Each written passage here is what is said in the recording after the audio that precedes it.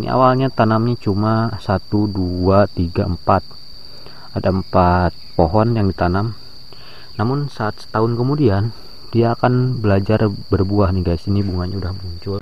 Jadi kalau misalkan kita ingin membedakan kapol yang sudah kering dan yang belum, seperti ini guys. Jadi kita bisa diremas. Kalau udah berbunyi itu menandakan bahwa kapol mulai kering ya. Oke guys, assalamualaikum warahmatullahi wabarakatuh. Jumpa lagi bersama saya Gio. Dalam kesempatan kali ini kita akan melihat budidaya kapol. Jadi untuk tanaman kapul agak di sini, untuk penanamannya bisa menggunakan pohon yang sudah jadi ya. Kalau kita pakai dari bibit yang berupa bijinya, maka tumbuhnya akan lama ya guys. Nah seperti ini mungkin tumbuhnya dulu dari biji ya, karena kelihatan banget ya kecil. Nah kayak gini nih. Untuk daun-daunnya pada kecil, pendek. Nah sedangkan perbedaan dengan yang ditanam yang sudah besar seperti ini, nah ini umumnya mempunyai di atas 5 helai daun ya. Nah ini dipindahkan dari sini, misal yang sudah berbuah kita ambil nih sininya, kita bisa potong. Nah ini dia contoh bunga yang sudah tumbuh. Dia akan berwarna putih guys bunganya. Kemudian nah ini dia kapulaganya ya, tuh kayak gitu. Kalau kita misalkan ini kita tanam ya, kita potong dari sininya, kita ambil beberapa, misal minimal atau paling umumnya pakai 5 bibit, 5 batang yang sudah tinggi ya, minimal dia tidak layu daunnya kayak gini, warna hijau. Ini bagus untuk dijadikan bibit. Nah kita akan lihat di sini penanaman yang sudah 2 bulan. Nah ini awalnya menanam 5 guys, namun ada yang tumbang juga karena ini harus pakai patok atau tihang supaya dia kalau kena angin atau kena cakaran ayam dia masih aman. Nah ini muncul tunas baru nih guys ya, jadi dia akan berkembang biak ya. Nah seperti ini tunas baru muncul dari pinggir-pinggirnya. Biasanya di sini kalau kita ngambil bibitan dari yang sudah berbuah, maka dia akan ikut berbuah pada saat musim kapol ya, pada saat berbuah. Nah ini kebetulan udah nggak ada ya kembangnya. Nah kita lihat lagi contohnya nih kayak gini guys. Nah ini pakai bibitan yang sudah bagus ya, tuh dia akan cepat nantinya untuk muncul tunas baru guys. Nah kayak gitu. Kemudian di sini juga sama nih, ini bibit-bibit bagus nih guys. Jadi dia mempunyai batang yang lurus, daunnya lebat, kemudian hijau. Dia maka akan cepat tumbuhnya guys, dia akan aman terhadap cuaca. Nah kayak gini guys, ini kita bisa lihat perbandingannya yang sudah berbunga nih guys. Nah ini awalnya tanamnya cuma 1, 2, 3, 4. Ada 4 pohon yang ditanam. Namun saat setahun kemudian dia akan belajar berbuah nih guys. Ini bunganya udah muncul. Nah guys ya, kelihatan ya ini bunganya. Karena kalau pohonnya kita tanam itu udah tua, maka dia akan ikut musim guys, akan berbuah pada saat waktunya kayak gitu guys ya. Berbeda dengan kita tanam yang kecil pohonnya, dia akan sulit untuk berbunga karena mempunyai waktu yang cukup lama sekali guys ya. Nah kita lanjut ke untuk penggarangan ya. Biasanya ada yang jual kapol basah dan ada kapol kering. Nah di sini rata-rata untuk yang pengolahan kapol kering, ada yang dijemur dan ada yang digarang di atas bara api. Nah di sini kita akan lihat proses penggarangan menggunakan hawu ya, atau tungku yang berbahan kayu. Nah kita lihat di sini. Nah ini ada sampel. Oke guys, udah mulai kering nih.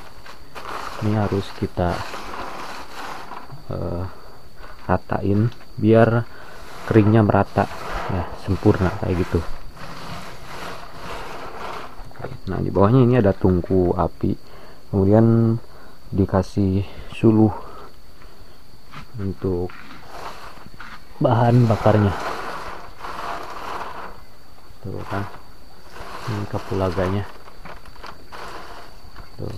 Jadi kalau misalkan kita ingin membedakan kapol yang sudah kering dan yang belum, seperti ini guys. Jadi kita bisa diremas, kalau udah berbunyi itu menandakan bahwa kapol mulai kering ya. Ini ada beberapa yang sudah kering tapi belum semuanya ya, jadi ini masih basah. Kita mesti harus membolak-balikan biar merata nih guys ya. Nah kayak gitu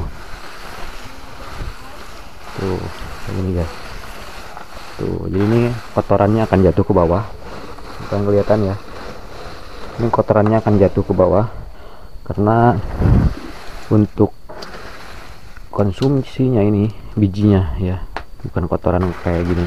Ini debunya akan terbang ke bawah karena ini ramnya terbuat dari ram untuk mengayak pasir kayak gini guys ya. Tuh, ini efektif banget tuh.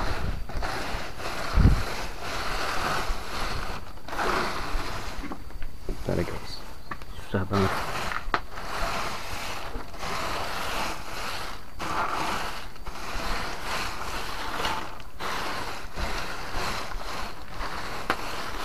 Oke, ini udah mantep. Nah ini yang udah beres, contohnya kayak gini. Ini tinggal ngejual aja. Oke, ini udah diplastikan. Kapulaga ini juga ada. Oke, nah untuk teman-teman biasanya kalau misalkan di luar rumah cahaya mataharinya lumayan bagus, teriknya agak lama, itu bisa menggunakan nyiru kalau dari sini. Kalau enggak pakai terpal, lalu dijemur beberapa hari sampai dia mengering ya guys. Nah ini prosesnya juga, ini udah dicuci kemudian udah ditapi ya. Jadi untuk memisahkan kotoran-kotoran yang yang menempel di bijinya kayak gini nih. Kalau ditapi dia akan terbang, jadi terpisahkan kayak gitu. Nah tuh kan, ini masih kotor jadi harus tetap diaduk supaya dia turun ke bawah kotorannya guys.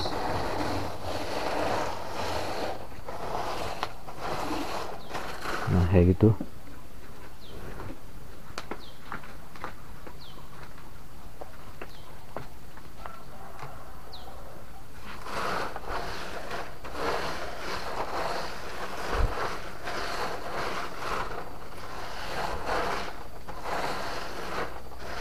Oke, harus memerlukan waktu beberapa jam supaya dia kering ya, tergantung dia pengapiannya. Jadi kalau semakin banyak api maka ini akan cepat kering, tapi agak beresiko juga ya kalau misalkan kita tinggalin beberapa saat, karena ya lebih baiknya apinya sedang kayak gini tapi kita konsisten ya. Jadi perlu waktu juga beberapa jam supaya dia merata ya keringnya. Nah kayak gitu guys.